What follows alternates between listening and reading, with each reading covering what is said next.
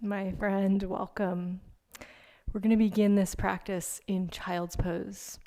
If that bugs your knees, just lie on your back and hug your knees in.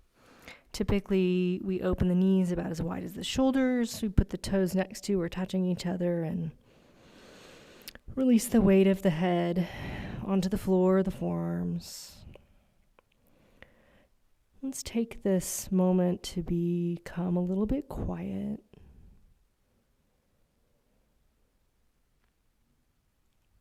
And to start to bring conscious relaxation into the mind and body.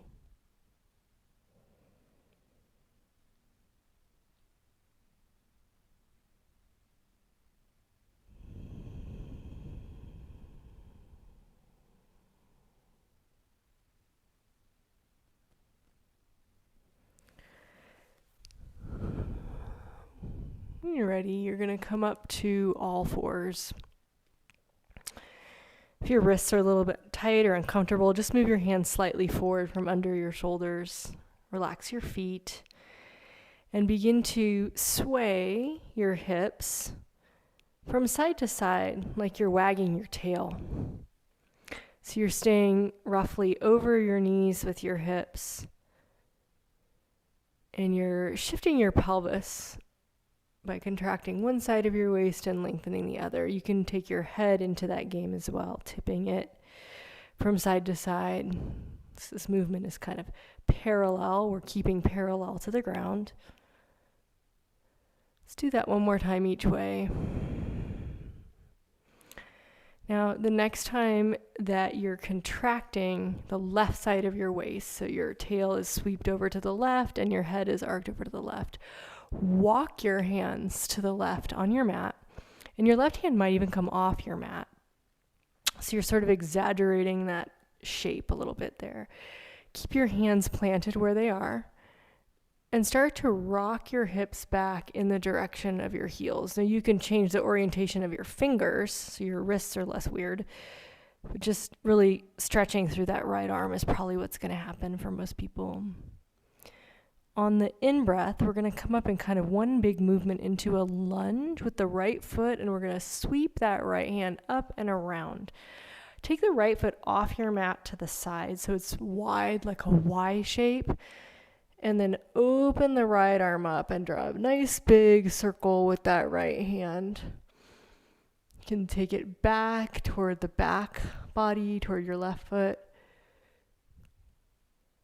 And then you're going to land with it on either your low back, your hip, or your knee, and pay a little attention to that left shoulder. So the left shoulder, you're going to push it back and try to open your chest and look up away from the floor. This is opening the bicep, maybe the chest on that side. And then you're just going to release. You're going to put your hands back to all fours, take that right leg back, and pause there just to reset. Now wag your tail to the right. Shift your head to the right so you're contracting the right side of your waist, lengthening the left side. And then add walking the hands over to the right. So off the mat slightly, opening the left side of your body up. And begin to move your hips back toward your heels like child's pose. And just kind of leaving that left hand there, opening the left side of your body up. Take a breath.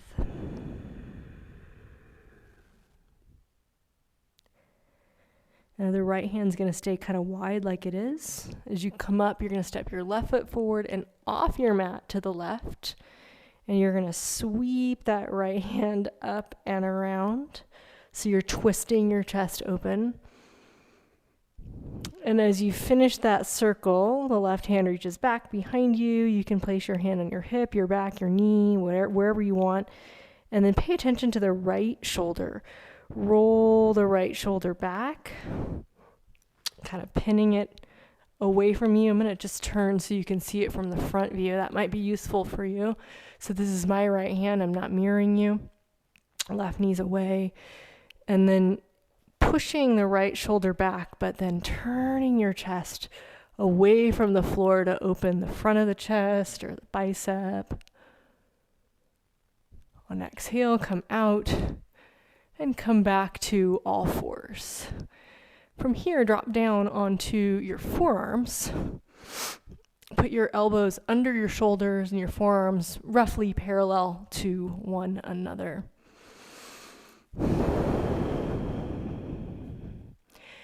Then drop your chin and round your back up like cat pose. And try not to let your hands slip in toward one another. Just keep the forearms and hands parallel. Round your back.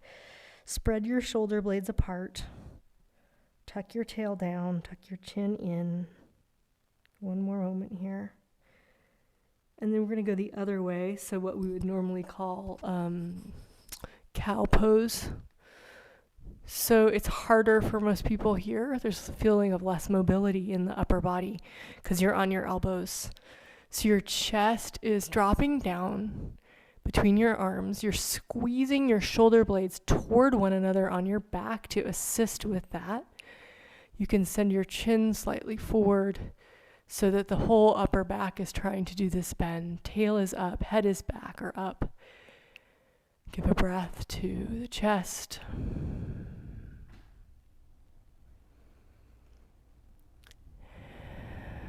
And then walk your knees back and come onto your belly in the Sphinx position. So you're still on your elbows, you're still on your forearms. And take your head and your gaze, look over your right shoulder. Twist the neck so that the right side is contracting and the left side is lengthening. And then even your eyes, you're going to just find a point over to the right, something to look at. Just fix your eyes on that one thing, kind of all the way over to the right. Not straining, you're not trying to hurt anything. But just fixing the gaze, being patient. And then you're going to close your eyes, tuck your chin toward your right shoulder, and roll your chin like a U shape down across the center of your chest, or bottom half of a circle here, and over toward the left shoulder. And when you get to the left shoulder, you're going to open your eyes again. And now you're looking over your left shoulder and you're finding a single point to look at, and you're just focusing your eyes. So in Sanskrit, the word for where we look with our eyes is drishti. And that word shti, that root, it means steadiness, stability. So your eyes you can blink. You don't have to start watering or anything with your eyes. Just keep them fixed on one point for one more moment over there to the left while you turn and stretch your neck. And then close your eyes and do the top half of a circle. Chin up, over to the right again. Now reverse your circle, chin up, look toward, your eyes are closed, but head is going up and around, back to the left. Do the bottom half of the circle, keep your eyes closed, tuck the chin, circle the head all the way till you're back over by the right shoulder with your chin, and then put your head in a neutral position, open your elbows, make a pillow with your hands, and lie down on it. So a lot of times when the mind is busy, if we can create steadiness in either the eyes or the breath, the mind will calm down. So that's why we say drishti. We focus the eyes to create a sense of steadiness. So right now, we'll go to the breath. Close the eyes. Breathe into your belly, like you're making your belly bigger on the floor. Notice if it's easier to breathe into one side of your belly, like does one side hit the floor first or more? Try to even that out if you can. Even invite the back of your waist to expand. So as your belly goes down, your back body goes up. Try to do both at the same time.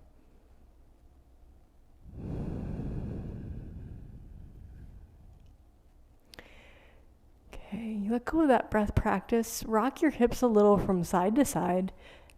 It'll free up the low back, but I also want you to tuck your legs to parallel. Yet the landmark you can look for is that your kneecaps are going to be pointing straight down, and your little toes will be closer to the mat. So your heels will be more parallel, not so much dropping in toward one another. And then squeeze your butt muscles, your glutes, and press your pubic bone toward the floor. Both sides of the pelvis pushing down until you feel your buns working and maybe your belly working. With your head still on the ground, just ever so slightly hover your toes. The knees might get lighter. We're not necessarily trying to lift the knees. We're just triggering the back of the legs to work. Squeezing the butt to help. Can you still breathe? Keeping that focus for the mind, to help the mind calm and steady. And then exhale, release. Breath into the stomach and into the back.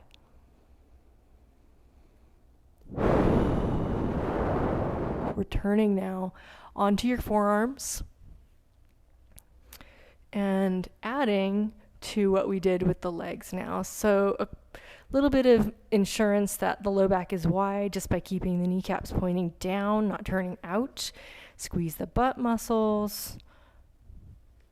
And then bend just your right knee. Push the knee slightly down toward the floor, the top of your thigh. That should help your leg not cramp. So you're just engaging that whole back body. You can send your head back just a little bit, pulling your chest forward. You're welcome to stay here or readjust your left hand so you can balance and reach back with your right. If you've got your foot, grab the inside edge, the big toe edge with your thumb up.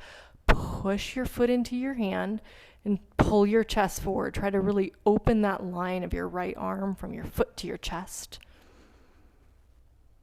And then the second piece, we're going to switch the hand to the outside of the foot, thumb down, so top of the foot. And then we're going to pull the foot closer to the behind. So you might stay up on your forearm, or you might release your head back down in order to make that a little bit easier and or more comfortable. So pull your right heel toward your right butt cheek. If it's hard for you to reach your foot, or it's hard on your knee, you could always grab a yoga belt and loop it around, or you could do this lying on your left side, pulling your foot in there instead. Either way, just let the fibers there on the front of your thigh stretch. Keep squeezing your butt muscles, drawing your tail toward the floor, and finding something on which you can steady your mind.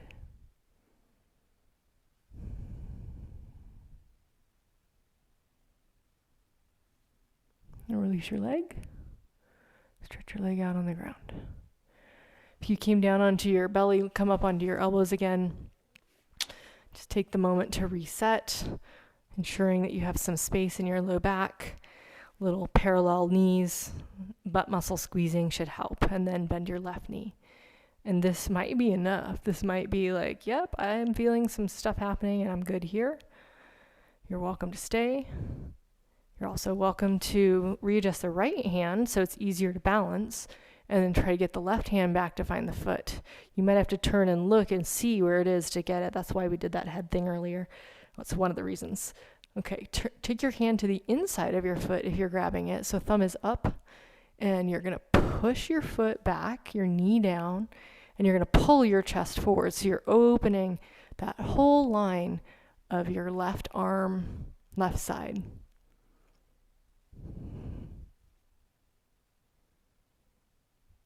Phase 2, you pull your hand around the top of your foot and you pull your foot down next to your butt, and you decide if you want to stay upright or drop back down.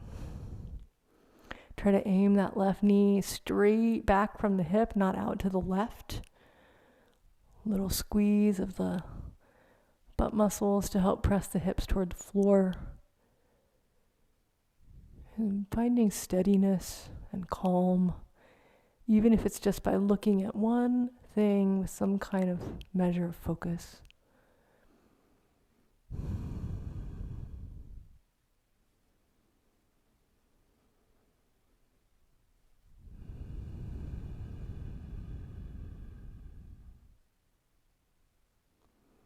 Let go. Put your hands under your chest, but wider than your chest so that they're hanging off the edge of your mat. Squeeze your buns. Peel your spine up to whatever height your back is willing to bend at this point in time.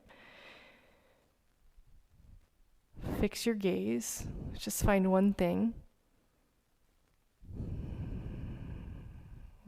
Feel your breath. Try to hold it. I know it's not comfortable for everybody. One more inhale and one more exhale. That's all. You can do it. You got this. Push back up to all fours and find your way into downward facing dog. Just begin to pedal if that feels good to you with your legs, but just be cautious that you're not pedaling super fast, that you're really just taking time to slow down and feel the stretch in the straight leg. You might even feel it in that foot.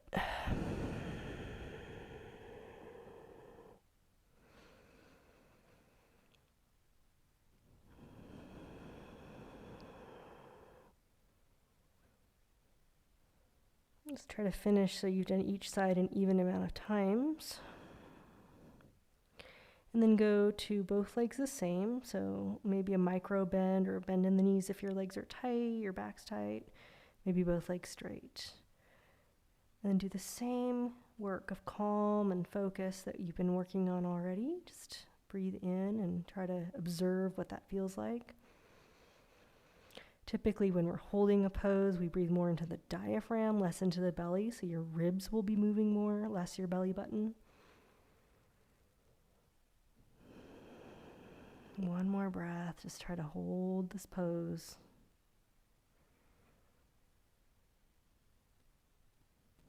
And then drop your knees down. And have a seat on your mat. Just take your legs out in front. Go something like hip width apart with your knees straight. If that makes it really hard for you to sit up, bend your knees so your spine is long instead. We'll take a full breath here, just pausing in a transition moment. And on exhale, fold forward and reach for your ankles, tops of your feet. You can, grab a yoga belt, whatever you need to take a forward fold seated. If you tend to practice your eyes open, just look at one thing. Notice if your eyes are darting around or a little shifty. Your mind will follow that energy. Obviously, you can blink and be normal other than keeping your focus in one place. And if your eyes are closed, it might be easier for you to just focus on your breathing, to just really notice what it feels like to breathe, to feel that movement.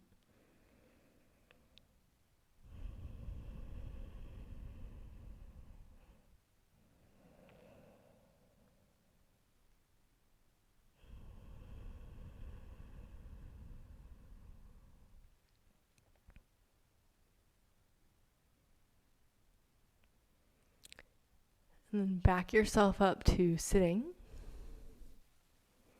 and make your way to lie on your back.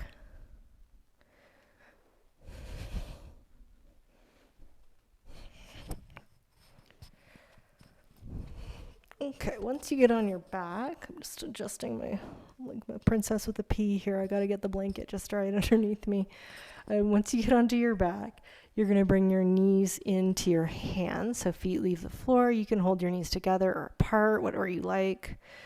And just move a little bit with your body, rocking subtly. Maybe circling the knees. Just really almost like you're rocking a baby that would be crying, or just soothing yourself, finding a way to soothe yourself.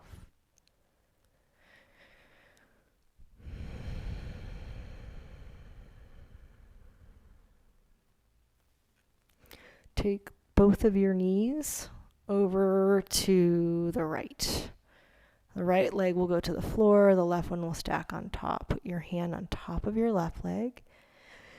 Then open the left shoulder to the left and turn your neck, turn your head, turn your gaze.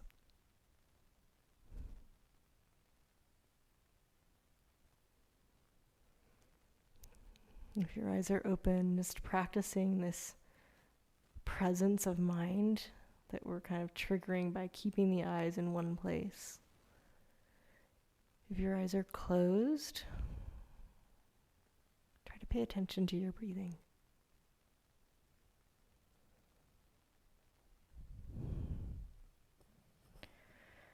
Bring your legs up through center and over to the other side whenever you're ready.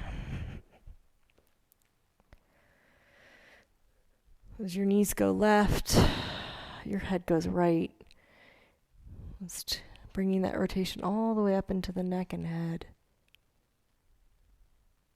Picking whether you're focusing with the eyes, with the breath, or some combination thereof to bring steadiness and calm.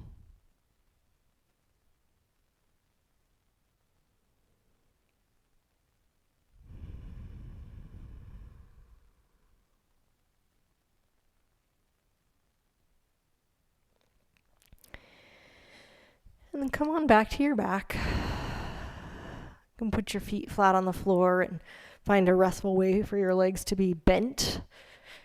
And we're just going to finish here with a little kindness for the eyes. So you're going to take your hands together and just rub your hands lightly back and forth in any pattern. We're just creating a little bit of warmth through friction.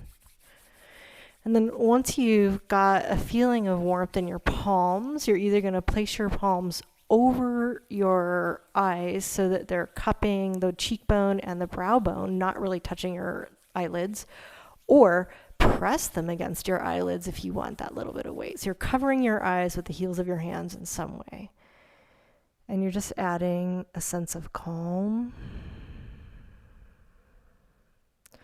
The darkness will help facilitate that. You can even very lightly, very, very lightly, just kind of, it's almost like you're tugging your eyebrows toward your eyes. So it's the opposite of being surprised, startled, stressed, alert.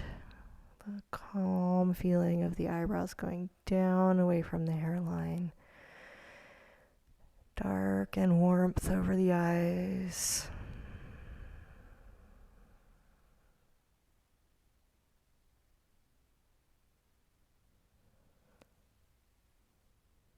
Just a couple of breaths holding that, just caring for your face, for your eyes, for your mind, for yourself.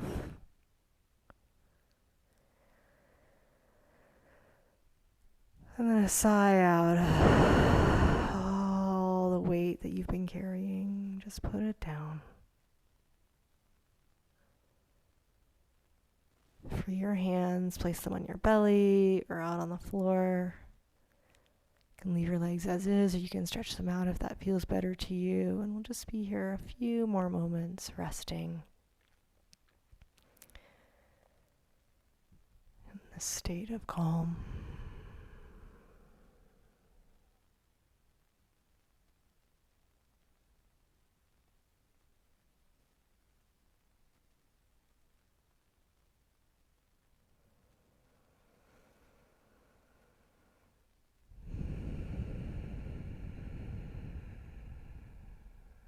And if you're feeling nice and relaxed, just stay where you are until you're ready to move again. And if you're feeling like this is the time to start to reawaken, just go slow. It's a good idea to just transition mindfully without just sitting straight up. It's like real jarring to your nervous system and your mind, and it would probably counteract all the calming and clarification and clarity that you just created. I'm feeling pretty content here, so I'm going to stay and I'm just going to look over at you and just say peace out until next time. Thanks so much for practicing, and I hope this has been good for you.